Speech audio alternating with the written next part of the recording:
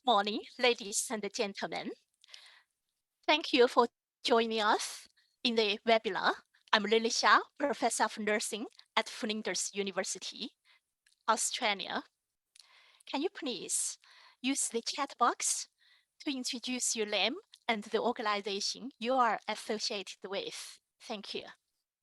This is our 8th knowledge exchange webinar in a project titled Strengthening Professional Collaboration in Dementia Caregiver Education and Research while the Prevention and Evaluation of the iSport program in Australia and Great China.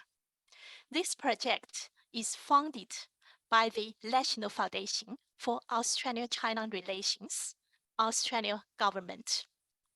Flinders University is the lead organization in the project. We are very proud to work with our partners in Australia and China to deliver this very important program.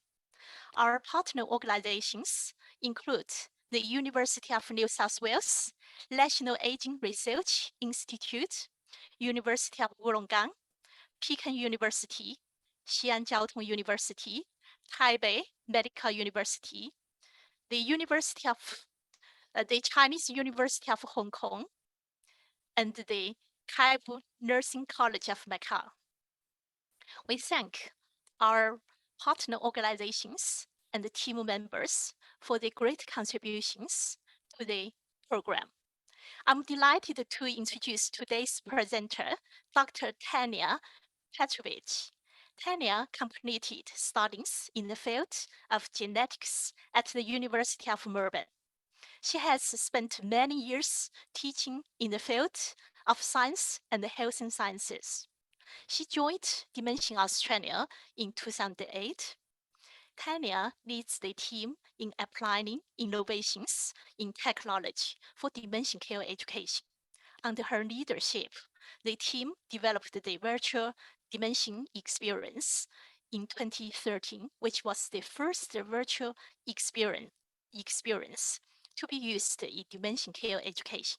Since then, the team has developed other virtual reality experiences, and recently the team released TED, the artificially intelligent avatar living with dementia. I'm sure you'll hear more about TED's story from Tanya.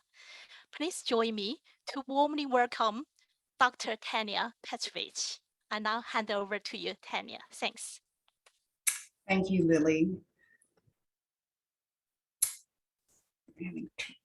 Thank you, and good morning, everyone. Thank you so much for joining us this morning. It's a pleasure to be here to share with you the work that we've been doing at Dementia Australia, and in particular, the work that we do around educating care workers. So maybe a little bit about Dementia Australia before we start. Dementia Australia is the peak body representing the almost 500,000 people living with dementia in Australia, and also the approximately 1.6 million people who provide care for them. And we advocate on their behalf. But in addition to that, we have 2 service arms. And our service arms are what we call client services, which is a service that is particularly for the person living with dementia and the family carer. We provide them with counselling services, information, education, whatever they need as they journey through the dementia journey. And the other service that we have is our Centre for Dementia Learning.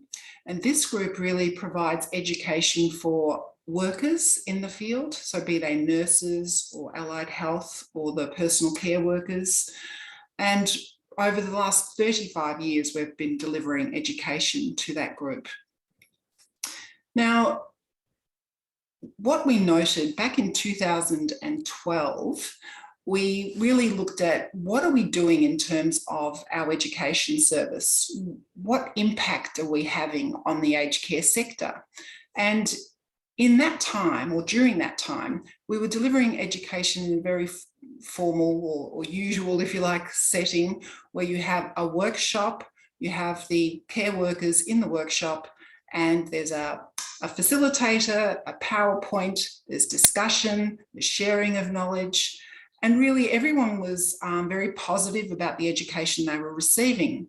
But what wasn't right for us was that if you went into the care place, into the workplace, we didn't see a lot of change happening. So we were providing education, but we didn't see that education, that knowledge being transferred or translated into change. And so we decided that if we wanted to see change, we really needed to do something different. It was no point in us continuing to do the same thing and expecting a different outcome. We needed to do something differently. And so in 2013, we had the opportunity to set up a new training room. And this was in Parkville in Victoria, and it's called the Perce Walkley Dementia Learning Centre.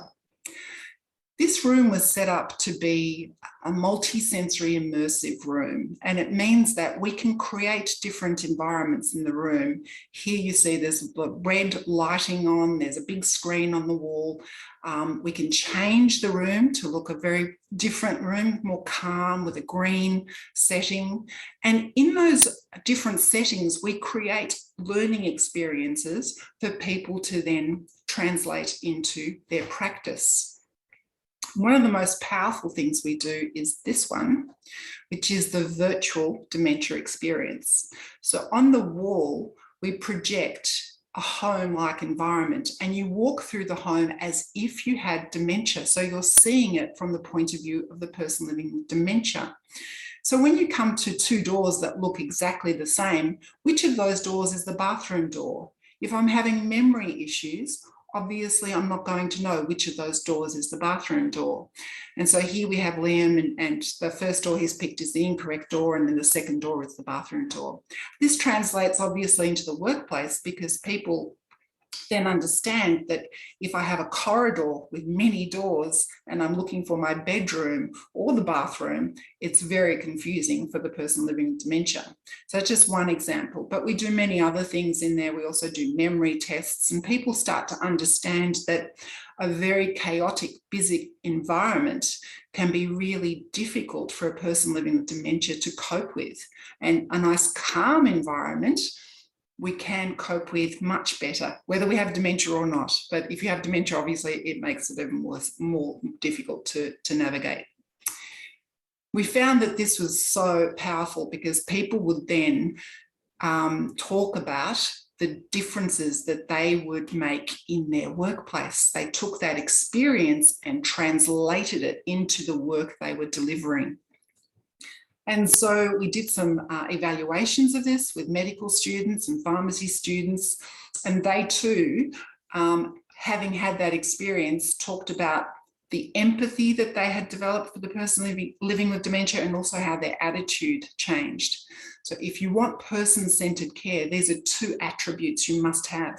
You must have empathy, and you must have an attitude that's changed in order to deliver that person-centered care.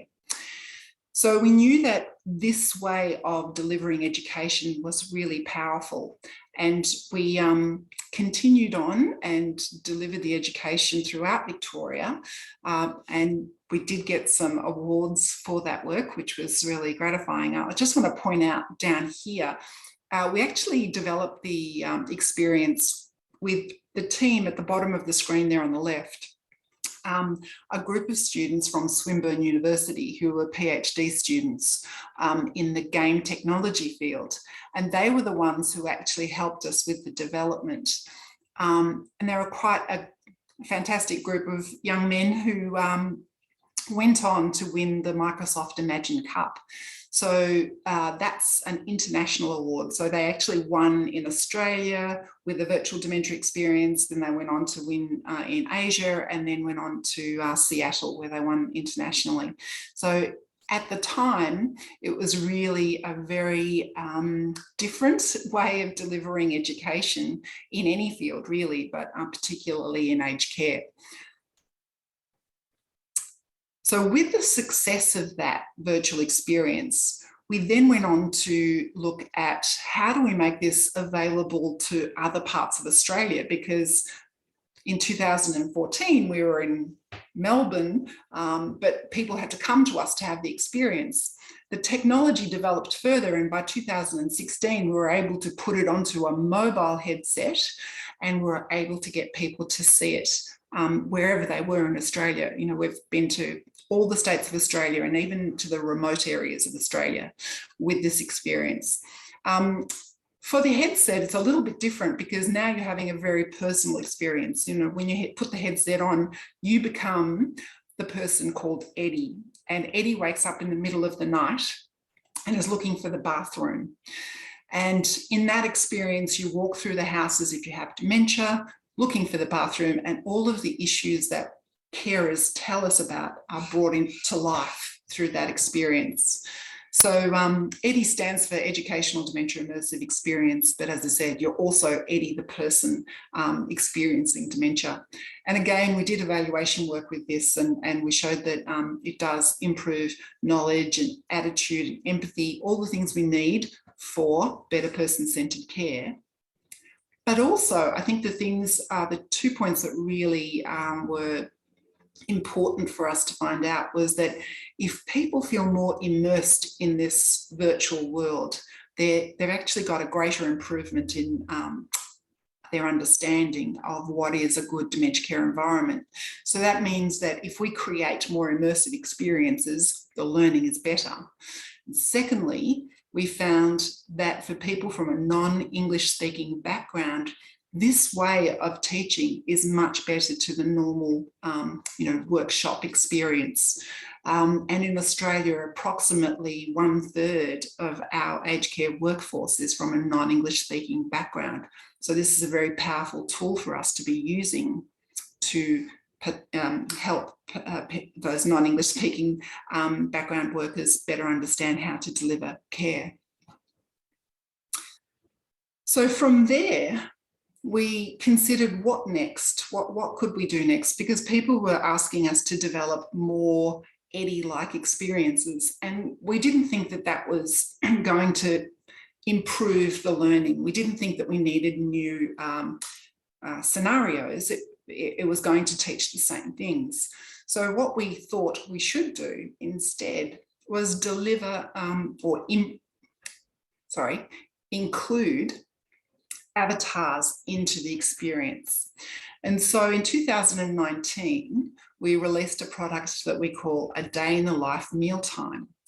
Now, this is centered in a residential aged care facility, and it's around a very typical experience in residential aged care. It's mealtime, it's dinner time. And we thought if we introduce avatars, and if you use the virtual reality headset, in the first experience, you're the aged care worker and you're delivering care. In the second experience, it's exactly the same scenario, but this time you're receiving the worker's assistance. And the experience is very different for the person living with dementia versus the care worker. I'll show you the experience from a two-dimensional experience, and then I'll explain some more. So it's a short video for you.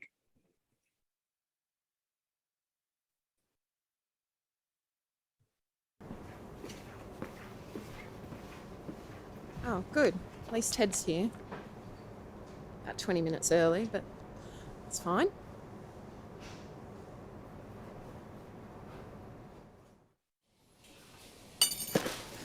Oh, good. You're already awake.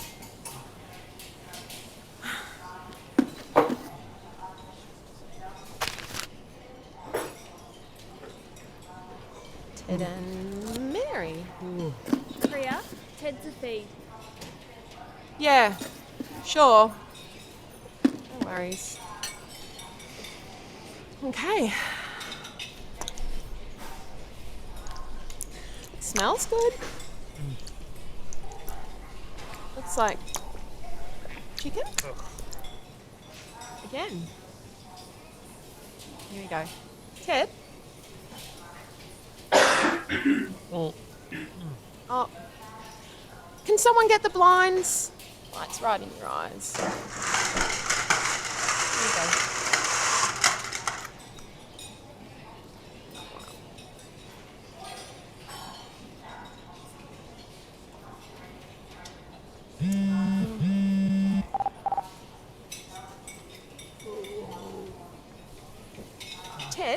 want you to have a go. It's all set. Okay?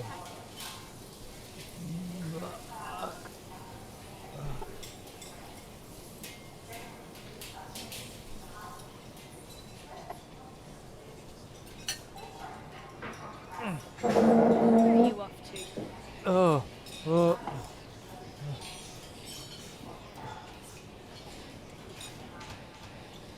Ted, just not interested today, are you? Ted, I've just got to finish up. Give me a moment and then I'll take you back to your room, okay? All right. Have another go. All right.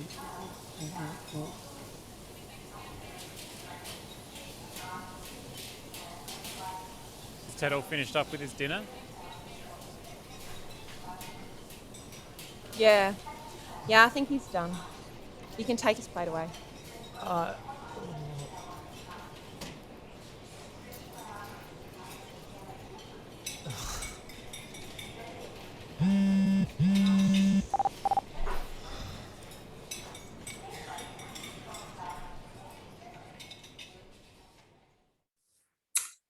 So, as I mentioned, this experience, you have it from both points of view. Firstly, as the busy aged care worker, trying to care for two people simultaneously, being called to other or being told about other activities in the facility.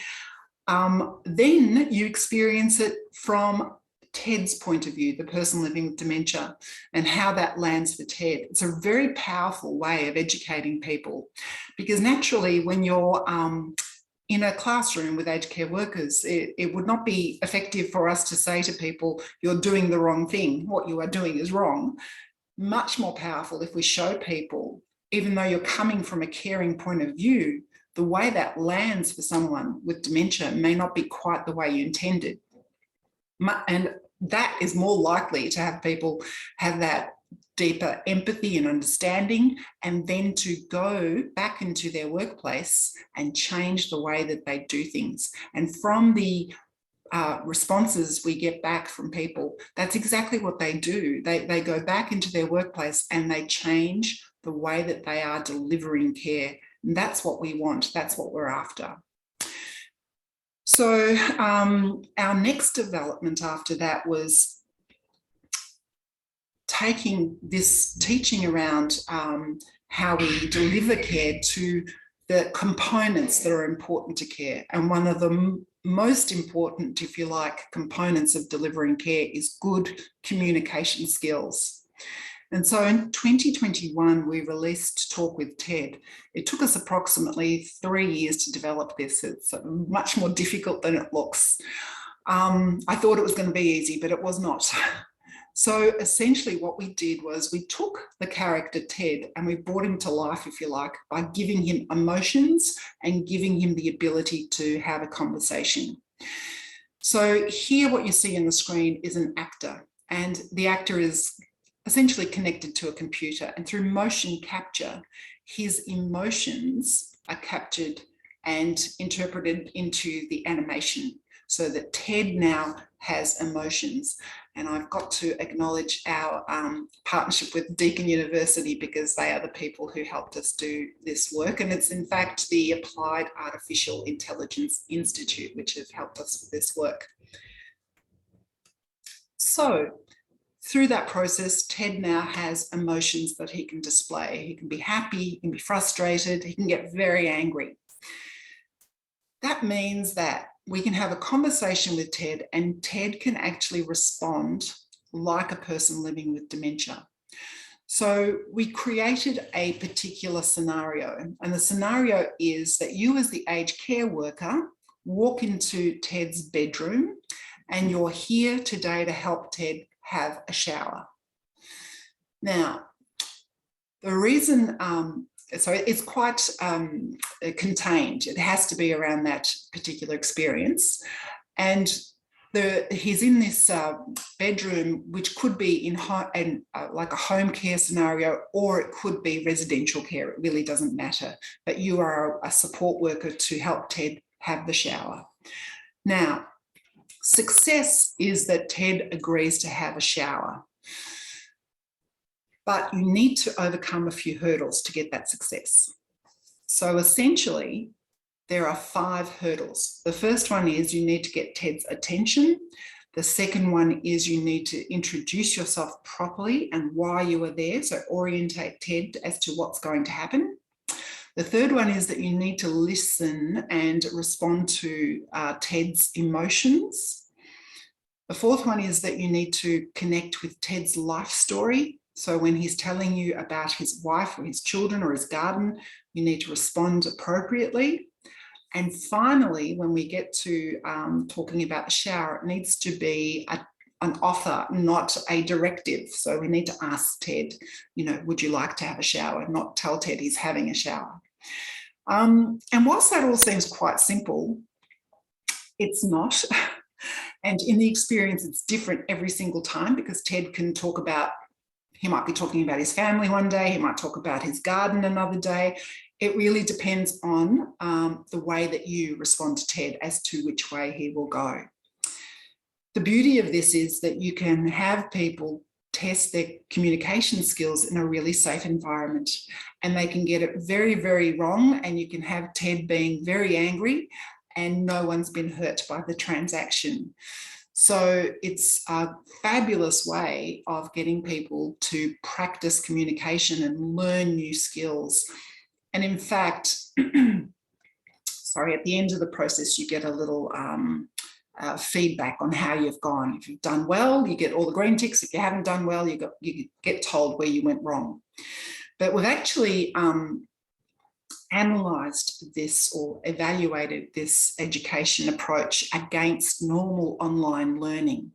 So we did this with Deakin, and we had 2 groups. Essentially, we had one group of 15 who worked with Ted, another group of 15 who went online and did standard online learning. So a very, it's good quality learning, but it's just the usual type of online learning, not a huge amount of engagement. So after the 2 workshops or TED or online, there was an interview at 4 weeks and then again at 8 weeks. But in addition, at 8 weeks, we actually tested them. We tested whether they could perform well with a real person who was acting a person living with dementia. So it was a simulation. At the end of the 8 weeks, there was only 12 people left in the TED or avatar cohort, and there was 11 people left in the online learning, because naturally people, for various reasons, couldn't go all the way through to the 8 weeks. What we found, firstly, in terms of their engagement with TED, it was very positive. So everyone who did TED really connected with TED. There was an emotional connection. They were engaged by him, they learned from him, they were challenged, and they felt more confident after the experience with TED. So this was really important, because obviously if you're going to have an avatar, people need to believe that the avatar is a person and that they're connecting with a person. So that was positive.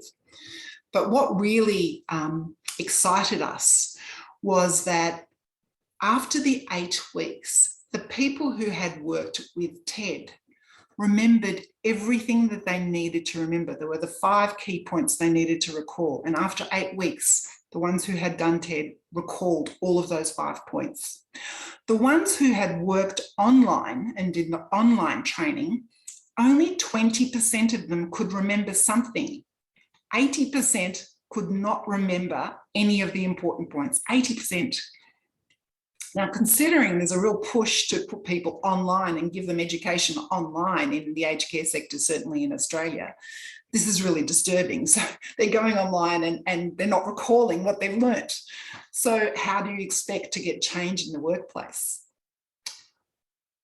So TED, on the other hand, not only could they recall, but they actually talked about how they changed their practice. They gave us examples of where they had changed the way that they communicated with the way with people that they were caring for. And not only that, they actually said the person with dementia was so much happier at the end of the interaction as well. So yay, that's what we want. So the reason that we create these tools is not because it's amazing technology, it's because it can give us better educational outcomes, which means that there's a change in practice, which means that the person living with dementia has a better quality of life. That's what we want, better quality of life for the person living with dementia. So to give you an understanding of how TED works, I've got a little video again to show you how he works in practice. Dementia Australia, along with Deakin University's Applied Artificial Intelligence Institute, are proud to introduce TED. TED is a virtual character that is living with dementia. You can have a conversation with TED and he will respond just like a person with dementia would, showing signs of memory loss, confusion, and a range of emotions. We're really excited to show you the first version of Talking with TED. G'day, Ted. It's nice that you are here. How are you going today? You haven't even introduced yourself. My name's Andy. Shall we go and have a shower? Hello, Andy. Excuse me. What do you do again? I don't just let anyone come in and help me.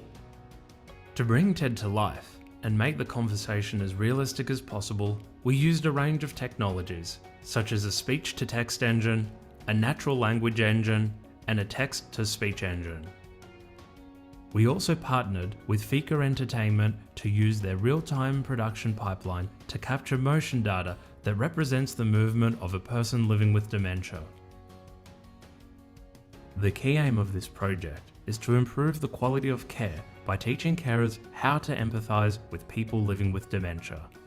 Therefore, learning how to build rapport is central to having a positive and productive conversation with TED. How are you feeling today? I was awake all night. I was thinking about Patricia. Who's Patricia?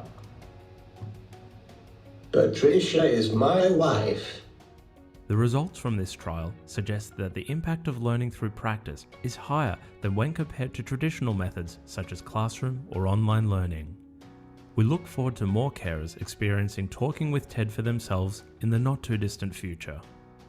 Thank you for watching. See you next time. So as I said, we're very pleased with the impact that this avatar is having on educational outcomes. We are also, this is just one example of some feedback that we've received. But we also started thinking about this technology and how it could be applied in different ways. And we were approached by the Department of Health in Australia, which they manage a call centre called My Aged Care. So My Aged Care is for older Australians who need assistance either at home or need to go into residential aged care, and they contact the call centre to help navigate the system essentially. What they found was that there was some confusion when people would ring in, particularly if the person had cognitive impairment. And so the call centre staff needed some training in having a conversation with people who were cognitively impaired. And we found one scenario in particular where a person had called up and was talking about a cheque. And the call didn't go so well. So we based our scenario on this check and how the scenario should play out. Again, I have a video that explains a little about the education program designed for My Aged Care and around this check. So just watch the next one.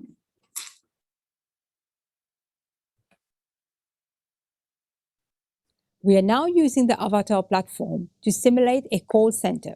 So rather than seeing TED, users get to hear TED over the phone. And just like in the original avatar, which teach users to take a person-centered approach to help TED out. I'm really happy to be able to give you a demo of this product. Thank you for calling My Aged Care. This is Anju. How may I help? I sent you a check. Have you got it? If you haven't received it, you should get it soon. But, I'm worried. As you can hear, Ted needs help with a check. My Aged Care doesn't deal with checks, but a good call taker should be able to work with the caller to get more information. This is good. So, may I know your name, please? Who is the check from? Is there a name on the mail? So, this is an example of what you shouldn't do. We don't deal with checks here. So in this scenario, we end up helping Ted by asking him whether he would like to either have his call forwarded or have someone call him back. Would you like me to forward your call to your gardener, Tim Moving? That would be, wonderful. I'm happy for you to do that. The preliminary findings from this trial have revealed high appreciation for the training tool's novelty, for being reflective of a person living with dementia, and for providing users with a safe environment to practice their communication skills. TED gives me more clarity for what we should be doing for everyone. Definitely realistic, yes, it was great. Based on my experience, I think it was good in all aspects. The training environment is really safe for me to say things and make mistakes and learn.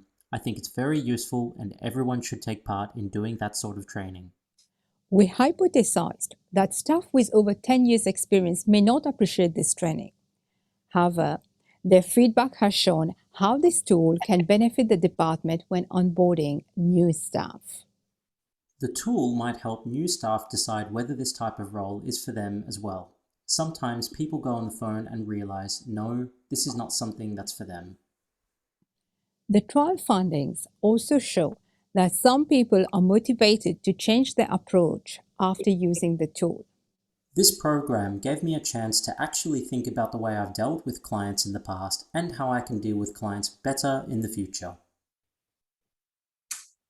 So we have Ted online now. He's on our website, so the Dementia Australia website. If you look for Talk with Ted, you can find it there if you want to find out more.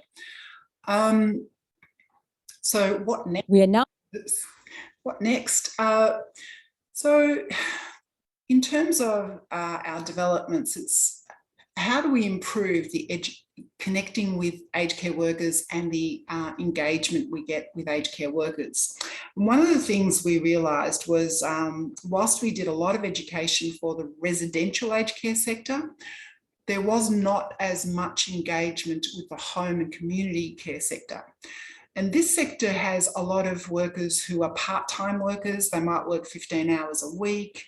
And so getting them to attend a class, often we have classes that go for a whole day, so 6 hours, it would be a big ask to take care workers from their 15 hours to a 6-hour class. So we thought we need to better connect in particular with home and community care workers. And how do we do that? We do that with a mobile learning platform. And so we created what we call Ask Annie.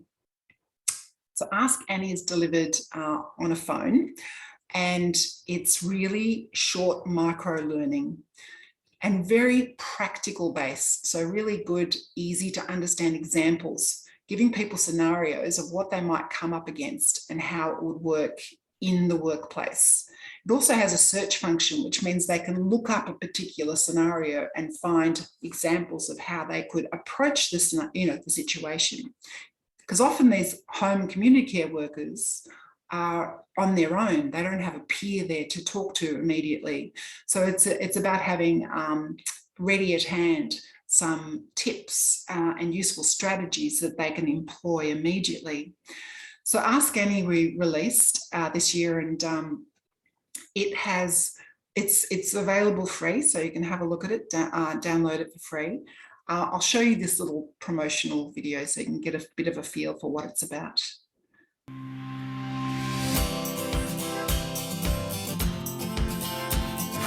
Support workers are essential in improving quality of life for people living with dementia and everyone they care for. To provide them with practical ways to address day-to-day challenges, Dementia Australia created a mobile education program, Ask Annie. Annie is a support worker herself.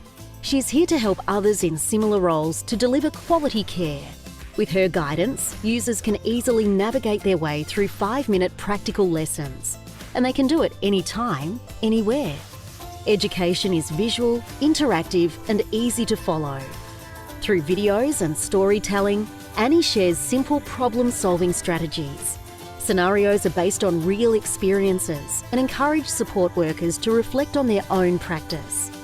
With Annie, learning isn't repetitive and boring. Users with any level of experience can test their skills and target their knowledge gaps. For organisations with multiple support workers on the platform, Ask Annie features a dashboard to monitor engagement and progress. Annie empowers support workers to strengthen their skills and grow their confidence in providing quality care. Get in touch with Dementia Australia to find out more. So in terms of the aged care workforce, we're developing a lot more content to go on Ask Annie. One of them actually that's coming up next month is around elder abuse, financial abuse, and that will be released on World Elder Abuse Day, which is on June 15. And so there'll be some support there for aged care workers to understand, the signs and symptoms of elder abuse in the family.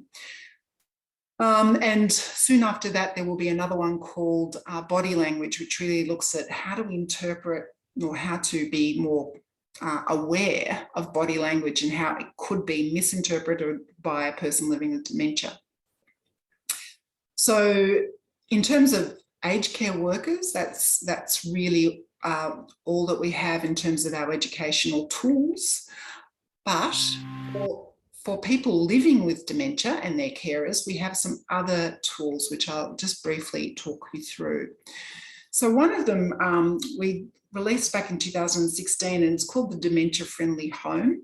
The Dementia Friendly Home is essentially a very easy way to understand what is and is not dementia friendly.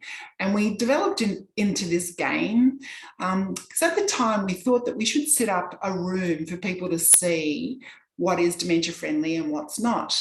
But when we thought that through, we thought, okay, well, a room has to be in a physical location. People have to get to that location. And if you're trying to get it to all places in Australia, that makes it very difficult. So what if we put it in a virtual setting, so on a phone, on an iPad, and people can actually see the home, and they can see and interact with the home, change wallpaper, change tiles, change things to understand what is dementia friendly and what is not dementia friendly. So again, just to give you a bit of a taste of it, there's this little explanation of it. Oh no, maybe it's not. Yes, it's not happy. Okay, it's not going to work, I'm sorry. But you can go into the App Store and have a look at Dementia Friendly Home. It really is just a very simple way of delivering that information to people and supporting them to be living at home for longer. The other product that we developed was the Virtual Forest. And again, this was back in the early days. So it was when virtual reality was really just starting to become more well known and people were starting to use headsets. Now, we decided not to use a headset because we felt that for many of the people living with dementia, putting on a headset, particularly for those to that mid to late dementia stage, they weren't going to tolerate putting a headset on. So we did not go down that pathway. We instead used a screen to project a virtual world onto, and you interact with the screen with a Connect sensor. And essentially any hand movements will translate to action on the screen. So for example, in this scene, we You can see it's a park-like setting and there's a butterfly. And if you move your arms, the butterfly will move around. You can make it go up, down, sideways, whatever. If you stop moving, the butterfly goes away. And then if you start moving again, another animal will come on the screen. So it might be fish, or it might be the ducks, or there's a number of things that come and go. And what we found was people loved it and they really enjoyed using it. And we did an evaluation with Griffith University, and it was very, very positive. So they absolutely enjoyed the interaction. There was no long-lasting sort of effects post the interaction, but during the interaction, they certainly enjoyed it. However, there was one thing that we didn't anticipate, or maybe we did, but we dealt with it, not thinking it through a lot. There was more pleasure in this interaction. So this is compared to other activities. So the person living with dementia doing other activities or interacting with the forest, we found there was a lot more pleasure with dealing with the forest, and they were very alert when they were engaging with the forest. But the third point, there was more anxiety. And this was when they started the interaction, because it was something very new and very different to what they would normally do. There was a bit of anxiety about, oh, you know, will I make a mistake? Will I do something wrong? Will there be an error? And so you do need to nurture, and this is true for any new activity and a person living with dementia, obviously, the way that you introduce the activity needs to be considered, and it needs to be in such a way as to not induce anxiety in the person. And so I think we had thought that, but we had done it sort of instinctively without actually making an issue of it initially. But now we do actually produce some educational material around how to better engage people with this new activity. And then most recently would have been a Better Visit application. And a Better Visit, it's a free downloadable app, so you can download it onto tablets. It's not available on phones, only on tablets, because what we found was for people living with dementia, the phone was not big enough. It needs to be a tablet screen. And we co-designed this over 18 months. So it took a lot of work and effort to get it right, because there was lots of accidental taps or non-purposeful taps, and that all had to be dealt with. And this was a piece of work that we did with Swinburne University, and also LifeView Aged Care was a partner in this one. And we really looked at games that people would engage with and would also help to start conversations with their family members. Because what we often heard in residential aged care is that family members would come to visit their parent, but because their parent no longer recognised them or wasn't conversing as much as they used to, the interaction was very poor. So through using this tablet and using games, it was how to actually get the family members to better engage with the person living with dementia.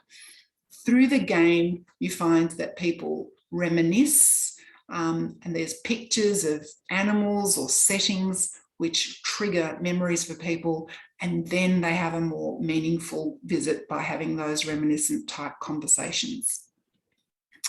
So the sorts of things that we put on there is you know, guess who, we reveal the tiles, or there's a maze, there's a bowling game, a colouring in game where you clean the screen and the colours appear. Very simple interactions, very doable by the people living with dementia, and engaging for the family member as well. And finally, I was just going to tell you about an app that we are releasing later this year called Brain Track. This is actually targeted at increasing awareness of dementia, if you like, and cognitive health. So it's actually a game that you play once a month, and it tracks your cognitive health. The purpose being that if you see a change in your cognitive health, you should go and have a conversation with your GP or other professional. So each month you visit a different country and you engage in various games, and they give you a score. And over time, you can see whether your score is maintained or whether your score is affected. And up front, if you perform very poorly in a game, it tells you maybe you should have a conversation with someone about this because, you know, your performance in this particular game wasn't great. I can't show you the games yet. They're not quite ready, but we're really looking forward to releasing this. It's really to assist people who might actually have some cognitive issues but are not ready to have the conversation with their GP or family member necessarily. So they can actually look at this and just, bring themselves to that point of maybe we should have a conversation with someone. Alternately, it can be used by GPs. They can, doctors to start a very gentle conversation with people that they might suspect are having some issues. So maybe they can look at the games and start playing with the games, and then when they come back to see the doctor next time, they have a conversation about how they went with those games and did they notice they had any issues. So a very gentle way to start the conversation about dementia and having a diagnosis confirmed or not. Okay, thank you so much. It's been a pleasure to be with you today. And if you have any questions, I'm happy to answer them. Thank you, Tanya. Thank you for the excellent presentation. And while we are waiting for our audience to send the questions to you, I've got one question. And you've done, the Dementia Australia has done wonderful work and to help the family cares and the professional cares to improve the dementia care at home or in the residential aged care. I just wonder, for those education materials, have you got different languages? Thanks. Not so much for the education materials. We do have on our website fact sheets, and they're available, I've forgotten how many different languages, certainly in Mandarin and Cantonese. So they are available on our website around what is dementia and just some of the initial knowledge that people need. That is available to anyone. You just need to go to dementia.org.au. Thank you. Thank you again, Tanya. I've got one question from our audience. And I just read it through. Is it very pricing to launch this device? I guess they ask the cost on the program. Thanks. Yes. So we have been very fortunate in Australia to have the backing of philanthropists who understand that what we're trying to do is to get to as many people as possible, across a country that's very big. I suppose we're not very populated in terms of our country size, and to get to so many people across a big area is difficult. So the investment in technology is really about how to get to lots of people without having to send someone necessarily to them, and give them a really engaging and meaningful education. So fortunate to have people back us in making those things come to reality. In terms of, yes, they are costly.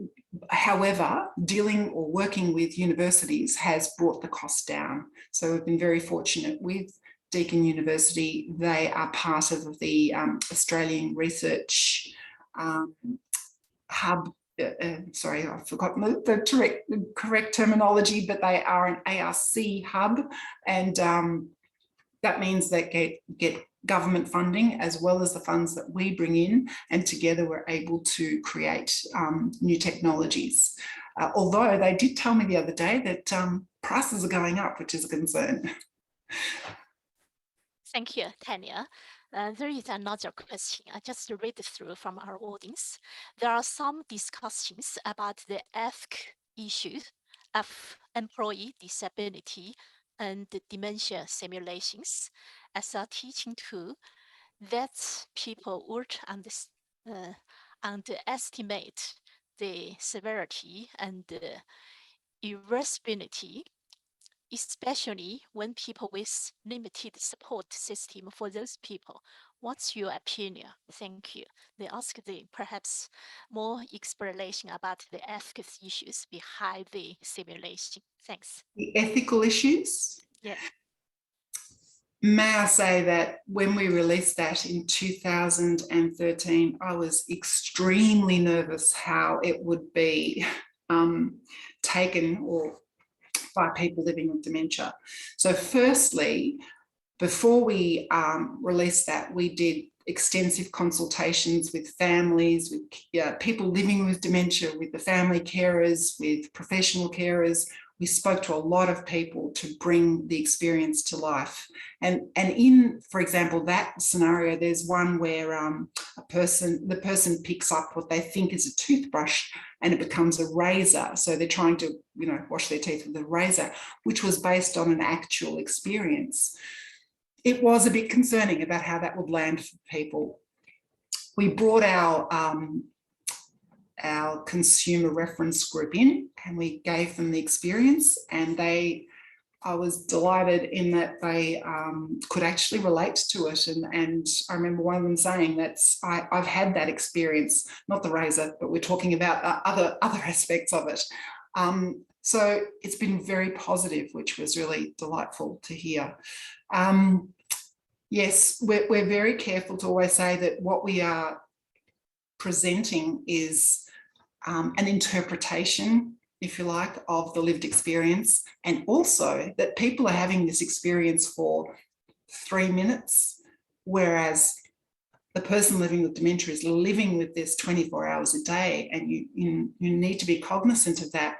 You have this experience, it's unpleasant for 3 or 5 minutes, but this person's living with this every day. So it's, I think it actually makes it very powerful when people start considering that. But yes, the ethics is always being balanced. Yeah, Tanya. I guess the co-design you mentioned and they help the team to address the efficacy issues as well, Indeed. particularly the involvement of the people with dementia in the development of the program. Thank you. And the next question is about, do you have the plan to produce the cross-culture care program, for example, to produce the program in Mandarin? Thanks. So I have to come from an Australian point of view, obviously, because we are funded by the Australian government for Australian services. So we have this conversation quite a bit. However, we have decided on more than one occasion, it may change in the future, not to do that. And the reason that we don't do it is in Australia, to work in aged care, and they're the main people that we're targeting our education tools for, to work in aged care, to work in residential aged care, to work in home community care, you need to be able to write English. And this is essential because you need to be able to write the notes for others, your supervisors, doctors, whoever, to know what's going on. So writing and speaking in English is essential. And that is the reason we have not done that yet. However, as I said, that could change in the future. Thank you again, Tanya. And I guess our audience from from China, they would like to see some collaboration in the future with Dementia Australia to translate the knowledge into the care settings as well. And hopefully we'll see more collaborations after our project, this project. Thanks. So I'll just add to that the EDI, the headset where you become EDI, because there's very little language in that. That's really experiencing the home for yourself.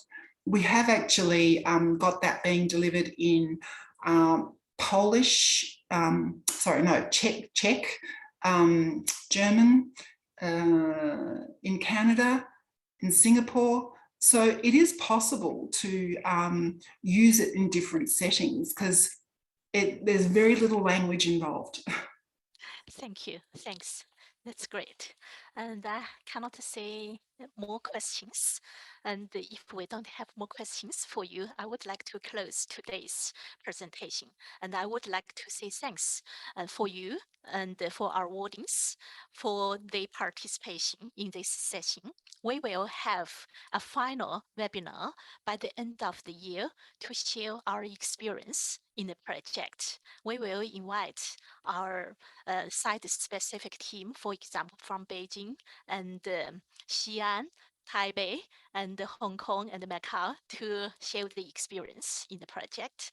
We will invite our audience and also extend our invitation to you and to Dementia Australia as well. Thanks. Thank you, and see you next time. Bye.